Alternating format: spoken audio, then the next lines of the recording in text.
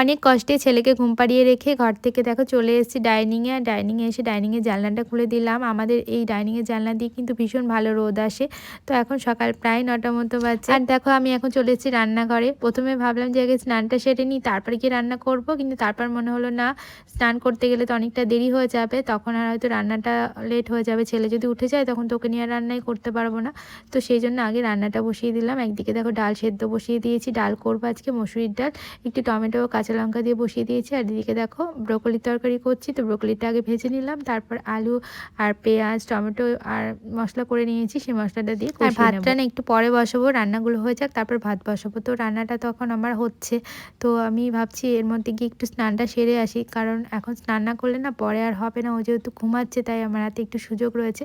তো এই যে দেখো ব্রোকলিটা কষানো হয়ে গেছে, জল দিয়ে দিলাম, তো ঢাকা দিয়ে এবার আমি চলে যাব স্নানে। তো তাড়াতাড়ি করে স্নান করে নেব। তো এখন স্নান না করলে আর পরে স্নান করতে পারবো না। ছেলে আজকে অনেকটাই ঘুমিয়েছে, আমাকে বেশ অনেকটা কাজ করে নিতে দিয়েছে। তো যাই হোক এবার স্নান টান করে ঠাকুরকে একটু পুজো দিয়ে নিলাম, পুজো টুজো দিয়ে তারপরে আবার রান্নাটা ধরো কমপ্লিট করতে হবে। দেখি কতদূর কমপ্লিট করতে পারি, কারণ ছেলে কিন্তু অনেকক্ষণই ঘুমাচ্ছে, এবার মনে হয় উঠে যাবে। তো যেমন দেখো বলতে বলতে ও না উঠেই গেছে। তো এই যে দেখো রান্নাটা মোটামুটি রেখে আমি এবার চলে এসেছি আবার ওর কাছে। এবার ওকে একটু টাইম দিয়ে ওকে খাওয়াবো। তো যাই হোক আজকে এইটুকুই তোমাদের সাথে শেয়ার করলাম। টাটা।